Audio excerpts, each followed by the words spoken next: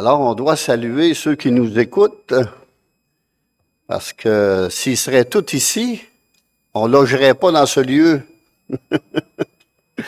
Il n'aurait jusqu'au chemin. Alléluia. Merci Seigneur. Alors, on va aller dans la parole de Dieu. Dans Éphésiens, chapitre 1er.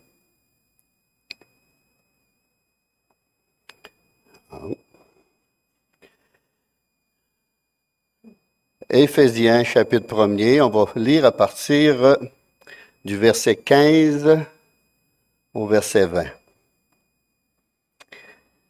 C'est pourquoi moi aussi, ayant entendu parler de votre foi au Seigneur Jésus et de votre charité pour tous les saints, je ne cesse de rendre grâce pour vous, faisant mention de vous dans mes prières, afin que le Dieu de notre Seigneur Jésus-Christ, le Père de gloire, vous donne un esprit de sagesse et de révélation dans sa connaissance, et qu'il illumine les yeux de votre cœur pour que vous sachiez quelle est l'espérance qui s'attache à son appel, quelle est la richesse de la gloire de son héritage qu'il réserve aux saints,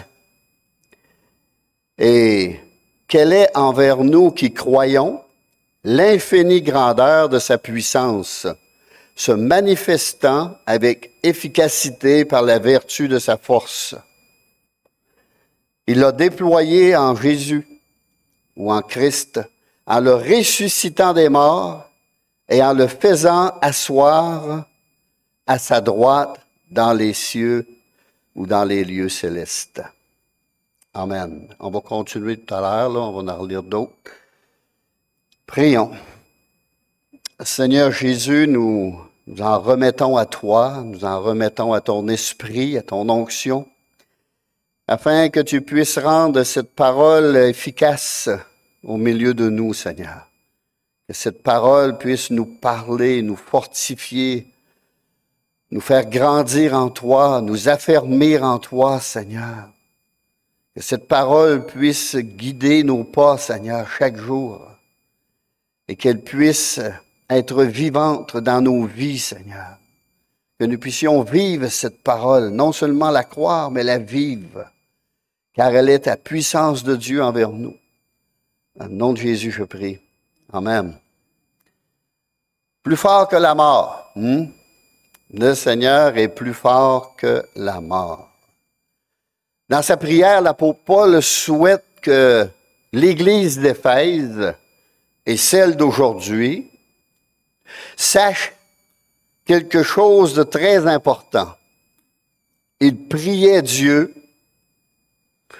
de leur donner, ou de nous donner aujourd'hui, un esprit de sagesse et de révélation dans sa connaissance, dans sa parole. C'est pour ça qu'il y a des cours bibliques. La parole de Dieu. C'est par son Esprit Saint que Dieu donne sa sagesse et se fait connaître à ses enfants, l'Église, en illuminant les yeux du cœur.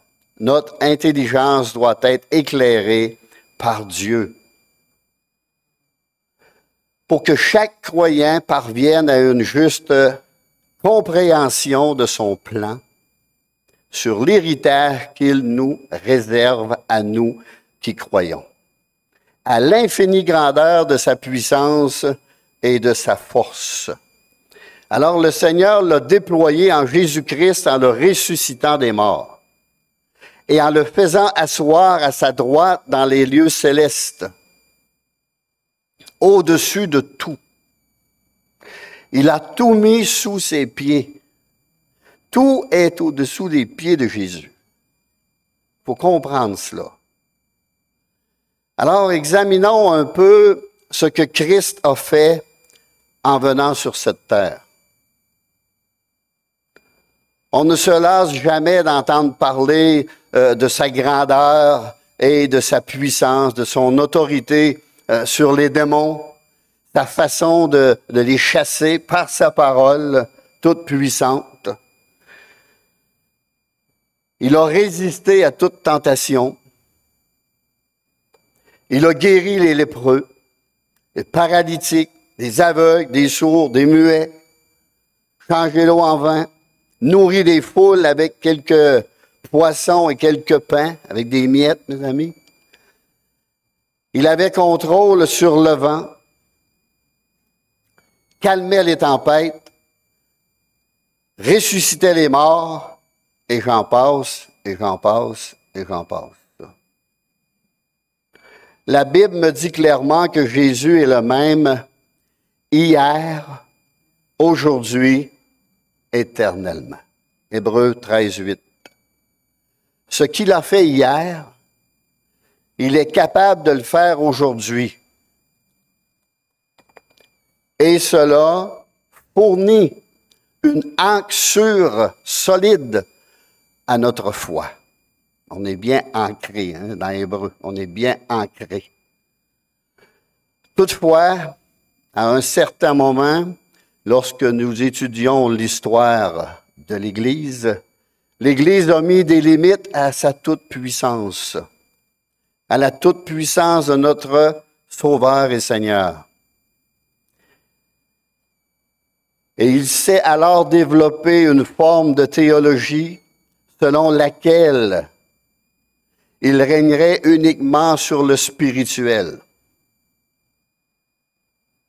Ce qui veut dire de pardonner nos péchés, d'apaiser nos angoisses, de nous soulager de toute culpabilité, de nous donner la paix, de nous donner la joie, de nous offrir l'assurance de la vie éternelle.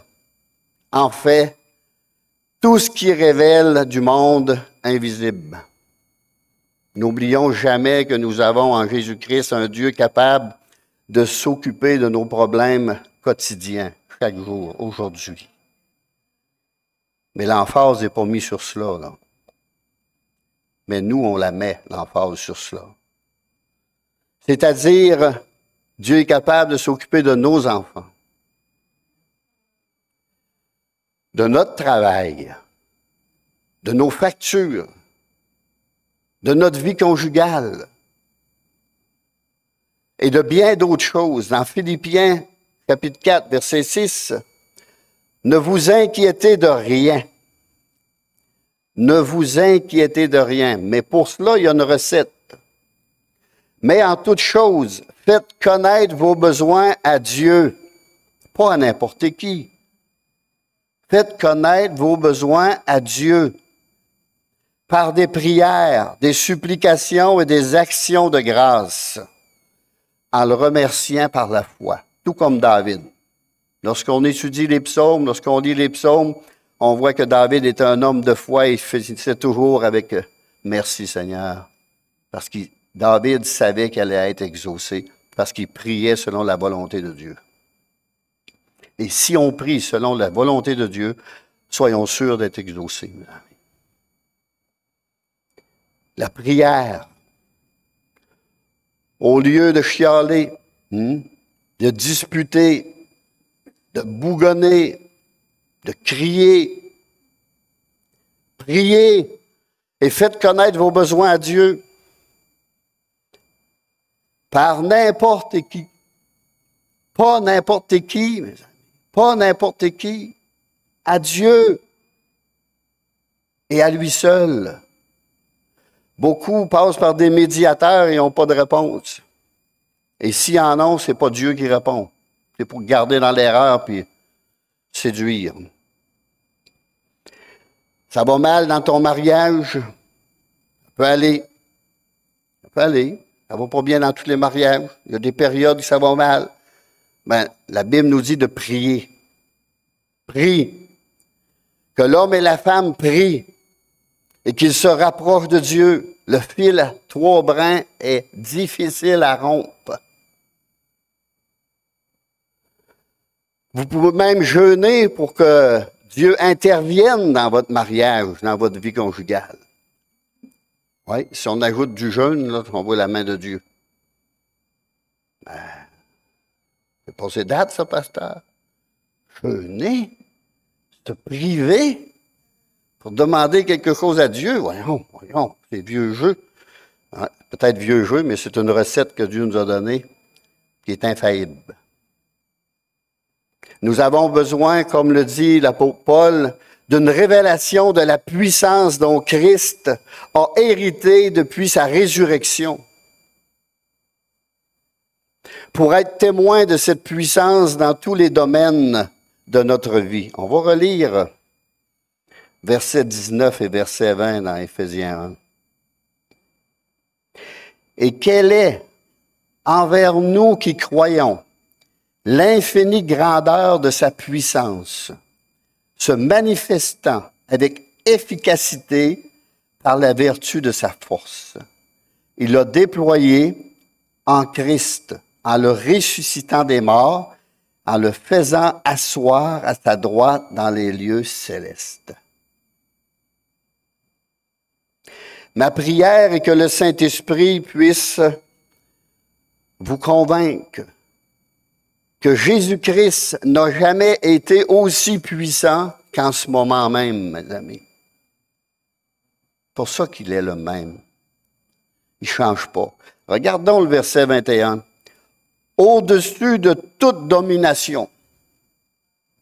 Maintenant, Jésus est au-dessus de toute domination, de toute autorité, de toute puissance, de toute dignité, de tout nom qui se peut nommer non seulement dans le siècle présent, mais encore dans le siècle à venir. Il a tout mis sous ses pieds. Il l'a donné pour chef suprême à l'Église. C'est grand, c'est puissant. Tout a été mis sous ses pieds. Tout a été placé sous son autorité dans le siècle présent et à venir. C'est glorieux, c'est merveilleux. C'est à lui qu'on peut s'adresser dans nos prières. Quand on prie, pensons à cela. Si nous y croyons véritablement, cela implique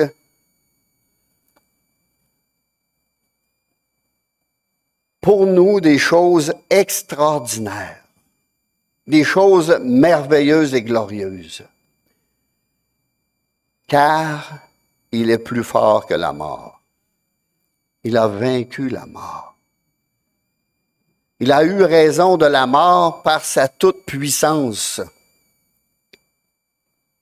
Et la plus grande preuve de la puissance de Christ sur terre furent les personnes qu'il ressuscita d'entre les morts. Au moins 3 personnes ont été ressuscitées. La fille de Jaïrus, le fils d'une veuve et Lazare. 3 résurrections. Dans Jean 5, 21, comme le Père ressuscite les morts, il a donné la vie, il donne et donne la vie. Ainsi, le Fils donne la vie à qui il veut. Non seulement la vie physique, mais spirituelle. Jean 11, 25, « Je suis la résurrection et la vie », a dit Jésus. Il a déclaré qu'il avait tout pouvoir sur la mort et il l'a prouvé. Il l'a pas juste dit, il l'a prouvé. Mais avez-vous réellement foi en ces paroles de Jésus? Là est une autre question. Est-ce qu'on a vraiment la foi? Allons dans Jean 5.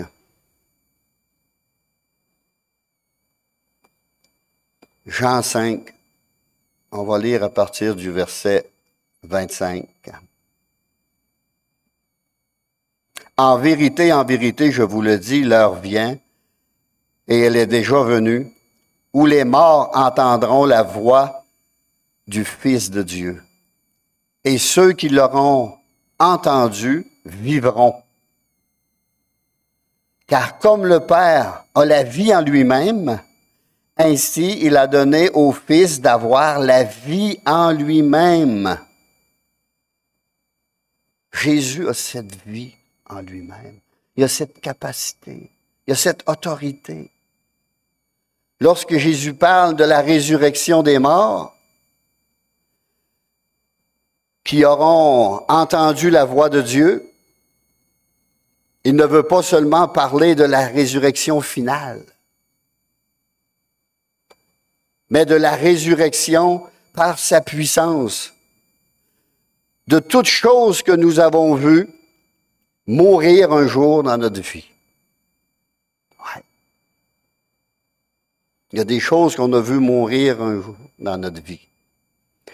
Nous avons au fond de nos cœurs, j'en ai déjà parlé, j'en parle encore, comme un cimetière secret dans lequel se trouve quelqu'un ou quelque chose que nous avons déposé il y a longtemps, très longtemps. Nous l'avons même enterré.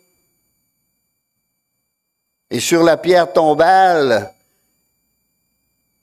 il est gravé la date de sa mort.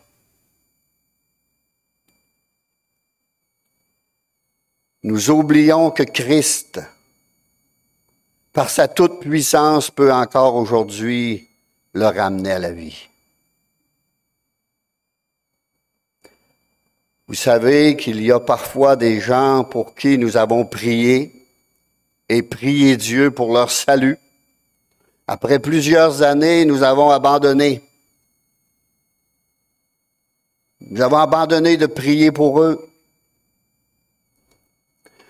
Nous leur avons même témoigné du salut par grâce et rien ne s'est passé. Et nous avons baissé les bras. Nous avons cessé de prier pour eux. C'est comme si on disait pour lui, point de salut. Point de salut. Ça fait des années, des années. Il ne pense même plus, là, je prie pour d'autres. Je ne prie plus pour lui, ça ne donne rien. Je pense toujours à ma belle-mère. J'arrivais là, puis sa sœur était là, la voisine, puis elle venait la voir. Puis là, elle a dû témoigner, puis elle a dû parler de Dieu. Elle dit, elle m'écoute même pas. Elle m'entend même pas. Puis ça a duré des années, des années. Puis je la vois encore, là, elle était là des fois. Ma belle-mère était assise là, puis l'autre en face. Elle a dû témoigner. Parlait de Dieu, que ça tombait à terre. Mais lorsque ma belle-mère était décédée, sa sœur s'est convertie. Dieu a exaucé les prières. Mais elle avait déjà préparé son cimetière. Je ne prie plus pour elle, ça ne donne rien, elle ne m'écoute même pas, je parle dans le vide. Ouais, elle avait déjà écrit sur une tombe, fini pour elle. Perdu.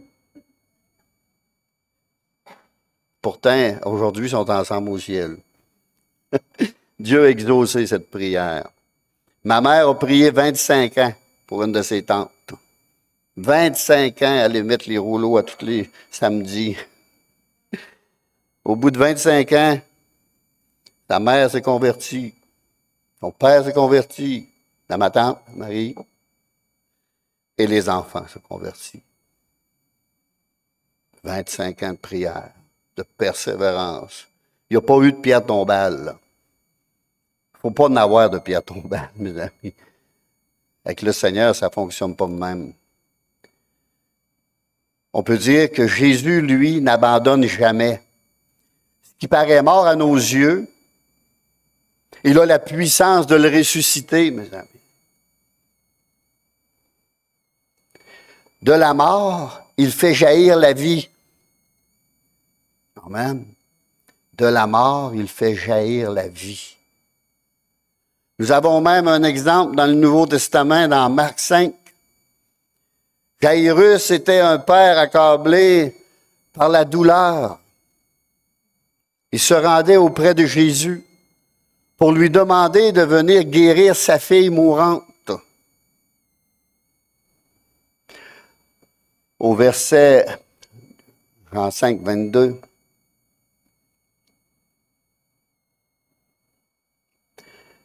Le Père ne juge personne, mais il a remis tout jugement au Fils, afin que tous honorent le Fils. Il honore le Père. Celui qui honore pas le Fils n'honore pas le Père qui l'a envoyé. En vérité, je vous le dis, celui qui écoute ma parole, qui croit à celui qui m'a envoyé, a la vie éternelle et ne vient point en jugement, mais il est passé de la mort à la vie. Jairus, il ne connaissent l'histoire par cœur, mais on va en lire des bouts, représente la plupart des chrétiens. Comme lui, nous savons que Jésus est notre seul espoir et dans l'épreuve, nous courons à lui, nous tombons à ses pieds en implorant sa miséricorde, sa grâce, son aide. Et on peut dire que Jairus possédait une bonne dose de foi. Une bonne dose de foi. Viens, impose-lui les mains afin qu'il soit sauvé. Viens, impose-lui les mains afin qu'il soit sauvé et qu'elle vive.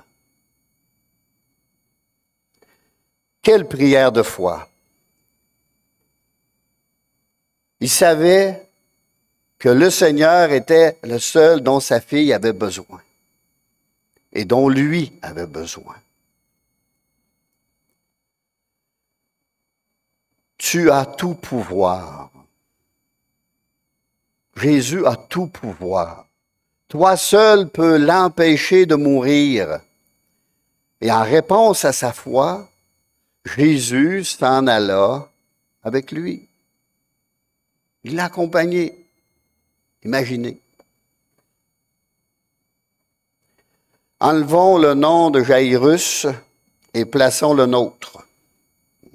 Parce que Jairus, il est mort et enterré, mais nous, on est vivants. Le consentement de Jésus nous aurait rempli d'espoir. On demande, puis Jésus, « Ah oui, il faut aller. »« Ah, Seigneur, tu vas venir? » On part tout joyeux. « Merci, merci, merci, merci Seigneur, merci, tu viens, ma fille va vivre, ma fille va vivre. » Mais si une terrible pensée nous aurait traversé l'esprit, et si nous arrivions trop tard, oh, tout à coup, quand on arrive trop tard, puis que ma fille a le temps de mourir. Comme il est bon de savoir Jésus à nos côtés, mais le temps presse. Seigneur, tu as juste quelques heures. Le temps presse, ça presse. Viens, Seigneur, vite, vite, vite, vite. Viens, Seigneur. Viens qu'on ressuscite, guérisse ma fille. Viens. J'ai besoin de Jésus tout de suite. Tout de suite, tout de suite. Pensez à Lazare aussi. Tout de suite, Seigneur. Pourquoi tu n'es pas venu tout de suite, tout de suite, tout de suite, là? Ça presse. Le temps est court. Et si ce sont là nos pensées, c'est que notre foi est limitée. Est très limitée. Nous croyons, mais nous doutons plus que nous croyons. Il nous faut voir les choses sous un autre angle.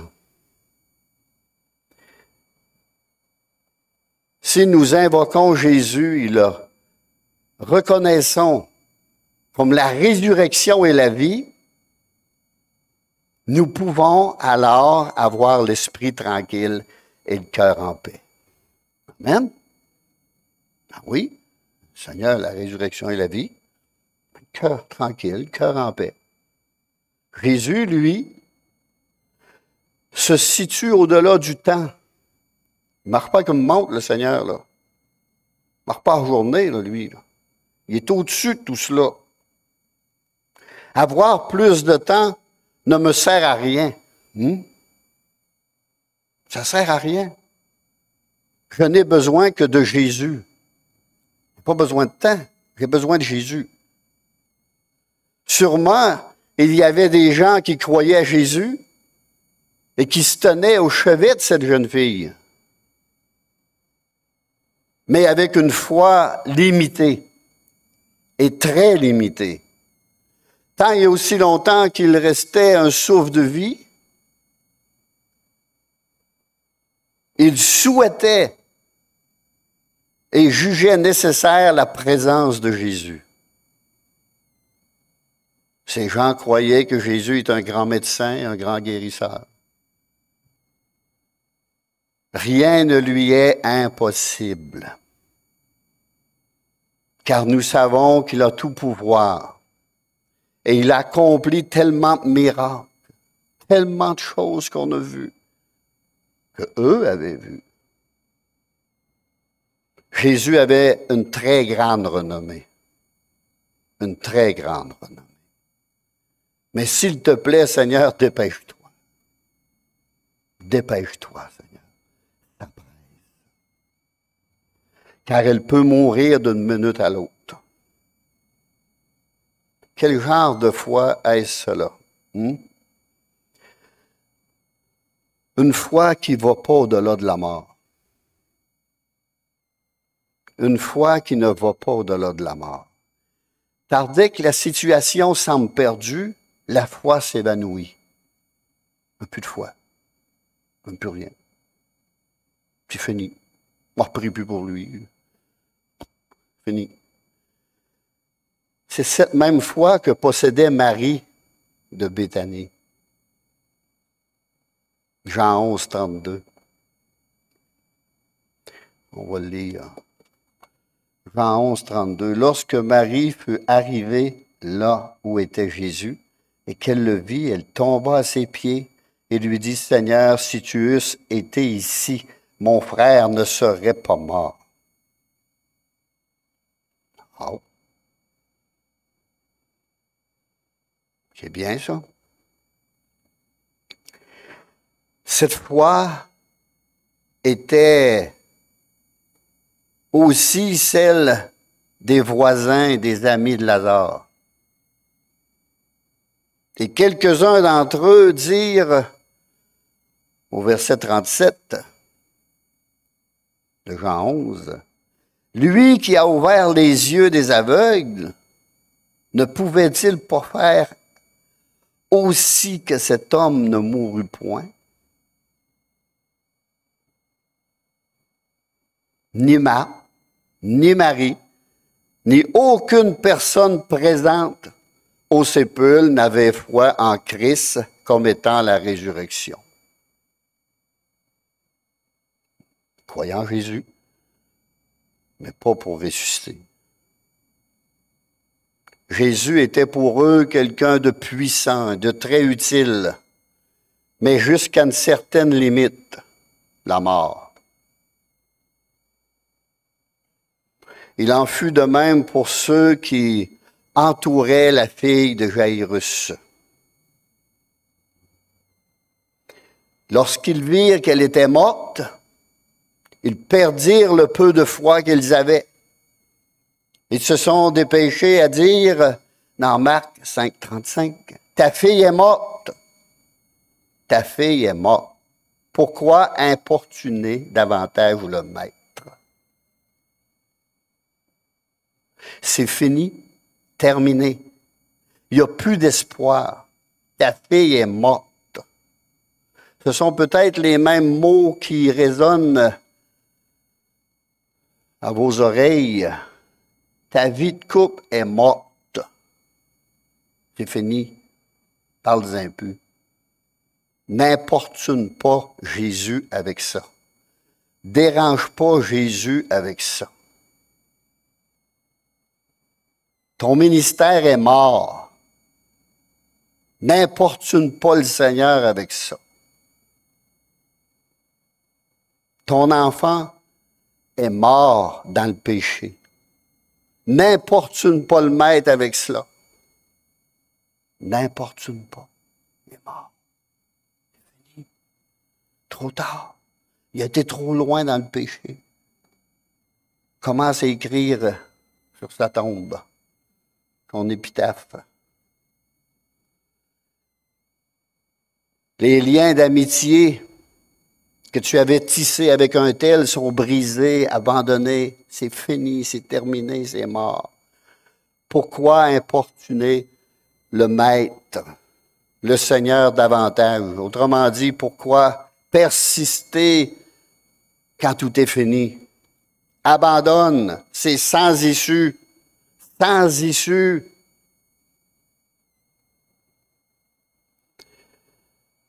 Quand la nouvelle parvint à Jairus, il a peut-être pensé, je vais remercier Jésus pour le bien qu'il voulait faire. Il aurait probablement réussi si cette femme à la perte de sang n'avait pas touché son vêtement et ne l'aurait pas retardé. Et peut-être qu'il aurait réussi, sûrement. J'avais pourtant réellement la foi. Mais maintenant, ma fille est morte. Pourtant, rien n'est jamais perdu avec Jésus, mes amis. Il est vainqueur sur la mort. Il est la résurrection et la vie. Dans Marc 5, verset 36,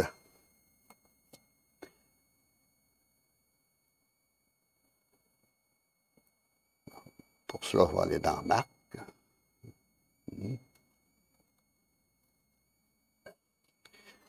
Alors, dans Marc 5, tout à l'heure, je pense que je n'ai pas lu dans Marc.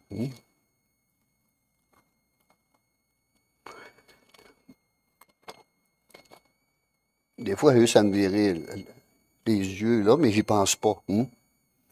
Mais Jésus, sans tenir compte de ces paroles, dit au chef de la synagogue, ne crains pas, crois seulement. Ne crains pas, crois seulement. Quelle parole! Qu'est-ce qu'on a à faire? Qu'est-ce qu'on a à faire dans tout cela? Là? Se casser la tête, se tourmenter? Non. Crois seulement. Tu as prié des années, continue, puis crois. Crois que je vais intervenir. Mais le temps de Dieu n'est pas le nôtre. Dieu ne marche pas comme monde. Dieu travaille tranquillement dans la vie des gens. Il travaille, il fait passer par une situation, un autre, puis les emmène tranquillement au pied de la croix. Jésus, sans tenir compte de ces paroles, sourd à leur gémissement, dit au chef de la synagogue, ne crains pas, crois seulement. Crois seulement. On peut dire que Jésus a laissé filer le temps, car il voulait que ceux qui l'entouraient aient foi en son pouvoir de résurrection sur la mort. Son pouvoir de ressusciter les morts. Ils ne croyaient pas que Jésus était capable de faire une chose semblable. Ils voulaient que leur foi l'emporte sur le désespoir. Nous, souvent, on sombre dans le désespoir. Mais Dieu veut que notre foi soit plus forte que ça. Il ne veut pas nous voir sombrer dans le désespoir. Alors, si on retourne dans Marc, au chapitre 5,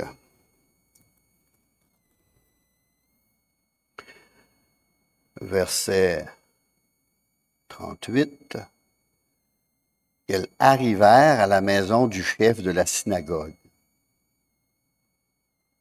Et Jésus vit une foule bruyante et des gens qui pleuraient et poussaient de grands cris.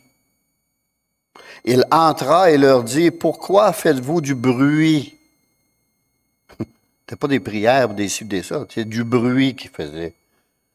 Combien de gens font du bruit aujourd'hui dans les églises? Et pourquoi pleurez-vous? L'enfant n'est pas mort, mais elle dort. Ils se moquèrent de lui. Alors, ayant fait sortir tout le monde, il prit avec lui le père et la mère et l'enfant de l'enfant, et ceux qui l'avaient accompagné, il entra où était l'enfant. Jésus a vu une foule bruyante, agitée.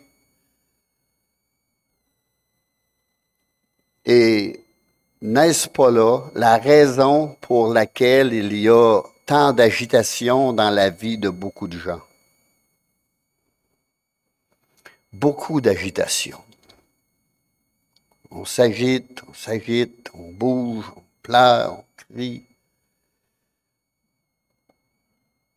N'est-ce pas aussi parce qu'ils croient Jésus incapable de ressusciter ce qui est mort à leurs yeux?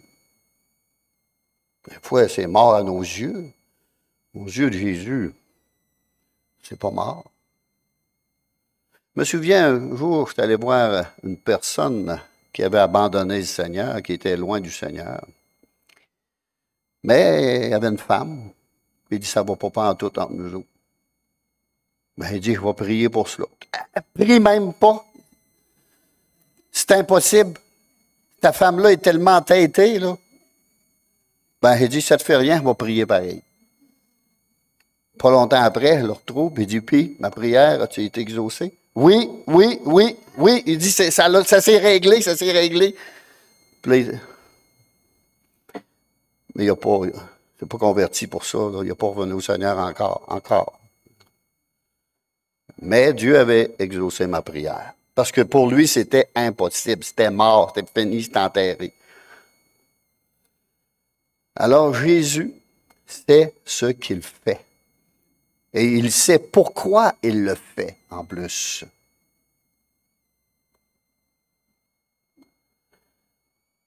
Ici, les gens s'imaginent qu'il arrive trop tard et que les choses sont allées trop loin, sans comprendre que Jésus continue d'œuvrer dans ce qu'ils ont, eux, déjà abandonné. Ah. Quand on commence à se moquer de Jésus, ça démasse l'incrédulité, mes amis. On pourrait dire à ces gens, de quoi vous moquez-vous donc? De quoi vous moquez-vous donc? Pourquoi avez-vous baissé les bras? Pourquoi avez-vous baissé les bras? Tenez bon et faites-lui confiance. Non seulement il peut ressusciter, mais il veut ressusciter. Et c'est son idée depuis le début. Amen. Avec Lazare, puis avec cette jeune fille. Dans Marc 5, je le relis, verset 40, il se moquait de lui, se moquait de Jésus. Ça veut dire qu'il se moquait de Dieu. Alors, ayant fait sortir tout le monde, il prit avec lui le père et la mère de l'enfant, et ceux qui l'avaient accompagné, il entra là où était l'enfant. Il la saisit par la main et lui dit, Talitha koumi. Ce qui signifie, jeune fille, lève-toi, je te le dis. Aussitôt, la jeune fille se leva et se mit à marcher, car elle avait 12 ans. Et ils furent dans un grand étonnement. Dans un grand étonnement. Même si parfois tout nous semble perdu, nous devons garder confiance jusqu'au bout. Jusqu'au bout. C'est la même chose pour trouver un emploi ou de voir l'un de nos proches sauver, se convertir. Pensons à Abraham. Espérant contre toute espérance, il crut. Il n'y avait plus d'espoir, c'était fini, là. Humainement, c'était fini, c'est terminé. Romains 4, 18. Espérant contre toute espérance, il crut. Ça veut dire passer pour fou aux yeux du monde. Ouais. Cette foi-là, là, quand on a une foi même, on passe pour fou aux yeux du monde. Le Seigneur peut solutionner vos problèmes et ramener la vie. Quand Jésus fera le miracle que vous attendez tant, où serez-vous?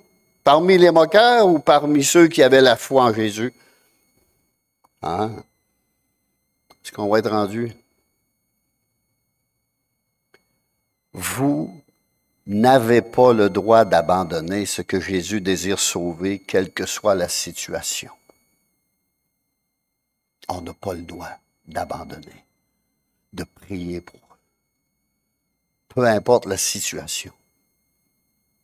Peu importe. Dans cette histoire avec Jairus et sa fille, le Seigneur n'a pas voulu dévoiler sa puissance aux incrédules. Et il a même recommandé à ceux qui étaient présents de ne rien dire à personne. Jésus adressa de fortes recommandations, verset 43, pour que personne ne sût la chose.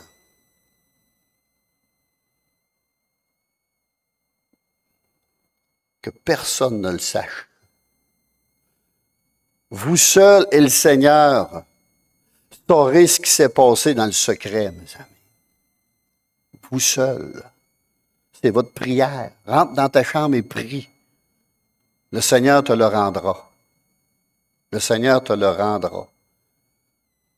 Alors, vous seul et le Seigneur saurez ce qui s'est passé dans le secret. Et je termine avec Marc 5, 36. Jésus dit au chef de la synagogue, « Ne crains pas, crois seulement. » Ne crains pas, crois seulement. Amen.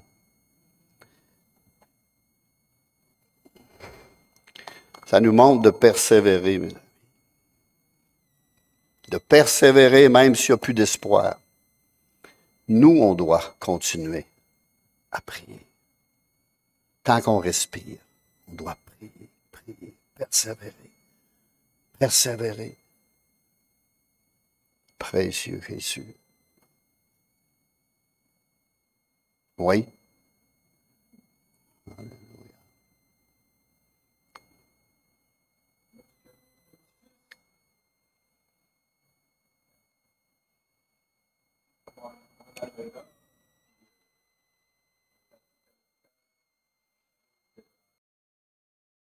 Il faut garder espoir jusqu'à la fin. On va rester surpris l'autre bord de voir, « Ah, tu es ici, toi? » On va peut-être dire, « Jamais j'aurais pensé, mais le Seigneur est tout-puissant. » Alors, j'inviterai les musiciens à revenir. Allez.